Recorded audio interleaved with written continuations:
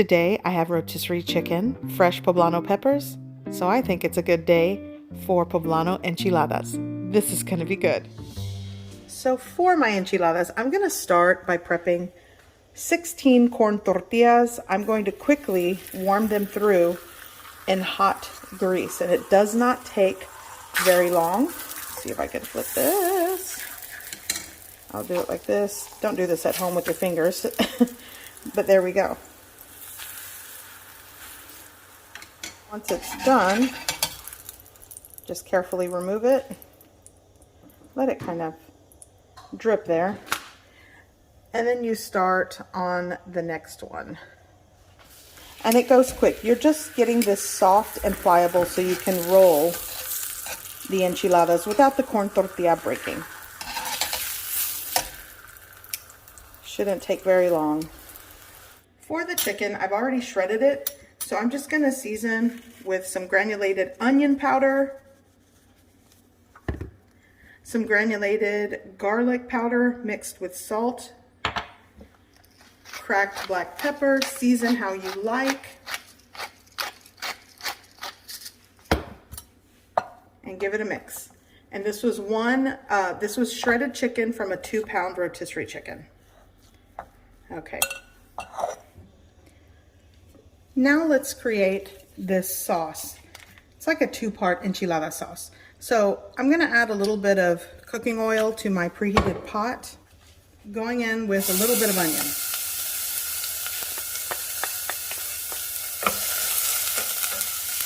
I'm going to saute.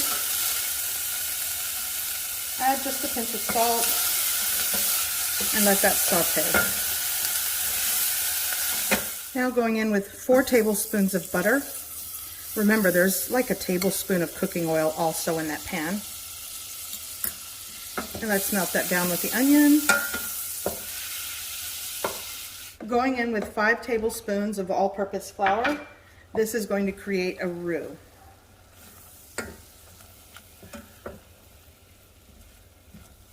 I'm going to let this cook for a minute or so, maybe like 2 minutes. My roux is foamy, going in with chicken broth. And I'm going to just whisk and make sure everything, all the lumps are out and everything gets incorporated. This is a 14.5 ounce can of chicken broth. I'm going to whisk, bring this back up to a simmer, let it thicken, and then it's done. I'm going to let it hang out. And you'll want to taste it for salt and seasoning after it's done. So make sure no lumps, give it a good mix. Okay, this has thickened, so now I'm going to shut off the heat, and you'll want this to just, hang out until we're ready to use it again. Here I have fire roasted poblano peppers. What I did, or a couple of ways you can do this, you can place them on a baking sheet and put them under a broiler and kind of turn them until they get char on the exterior, or you can char them on your stovetop, and that's actually my preferred way. I find that it'll char a lot quicker and more evenly. Once they were charred, I placed them in a bowl and I covered it in cling wrap. I let them sweat and set on the counter for about 15 to 20 minutes. That makes the charred skin easier to peel. You'll want to peel all the skin and remove the stem and seeds. And here we have our cleaned poblano peppers. And depending on how spicy these are, if you find that the poblano peppers are really spicy, then just use 1 in this recipe. I'm going to use I'll start with 2. And you could also, I have extra, so you could dice that up and add that into the enchilada as well. Again, it depends how spicy these are. So now I'm going to create the poblano cream sauce that goes into these enchiladas. So in my blender cup, I've added 2 fire roasted and cleaned poblano peppers. I'm also going to add just a handful of baby spinach leaves. Add a pinch of salt.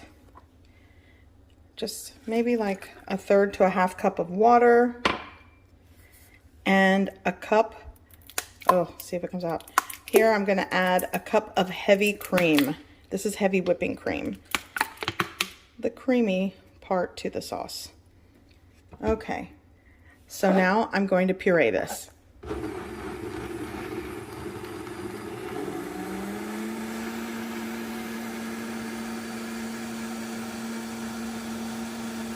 Okay, so the cream sauce is done. Off the heat, I'm going to add this right into my chicken base here, the gravy or the chicken sauce that we created in the pan. And just give this a mix. And this is my enchilada sauce for these Poblano chicken enchiladas. So good. And you'll want to taste it for salt and seasoning and adjust to your preference. Now it's time to assemble these. Here I have my prepped shredded chicken. You'll need at least a 1 pound of cooked shredded chicken. Season how you like. My prepped corn tortillas that are passed through hot grease to make them soft and pliable. Here I'm working with about 12 ounces of shredded cheese. I'm going with what I had. I had some Monterey Jack cheese and some mozzarella that I threw in there. And here is my Poblano cream sauce. And this is the enchilada sauce I'm working with today. Here I'm working with a 9 by 13 baking dish. And I'm going to ladle in my sauce to make things saucy at the bottom. Take your corn tortilla, place it in the dish, and I'm going to go with a little bit of cheese, some chicken, and then a tight roll. Working with clean hands is your best tools in the kitchen, or those are your best tools. So once it's rolled, just push it to the side and work with your next tortilla and repeat the process. We've got cheese, we've got chicken, and then roll it up. And because you passed your corn tortillas through hot grease, it's not going to like tear and rip when you go to roll it out. So I want to show you, I have some chicken left over. You could just add it on top of your enchiladas, or like me, I'm just going to save that for something else. So I have all of my enchiladas rolled, and here's my cheese. So I'm going to add, first let me mix it. I'm going to add just a little sprinkle, like handful, over the top. I'm going to ladle over all of my green Poblano, creamy Poblano enchilada sauce, all over. Going in with the rest of my cheese on top.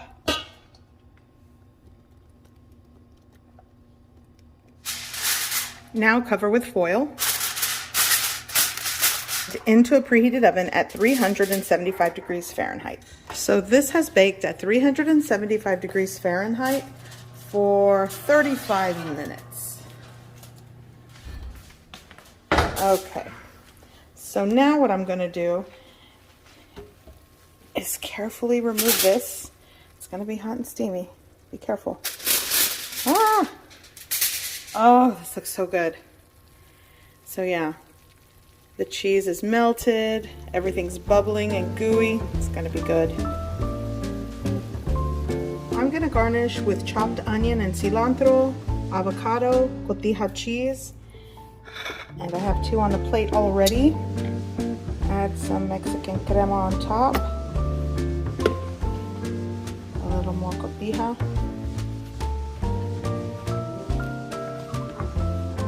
And this is dinner. My creamy Poblano chicken enchiladas. So good. I hope you give this recipe a try. I hope you like it. And thanks for watching.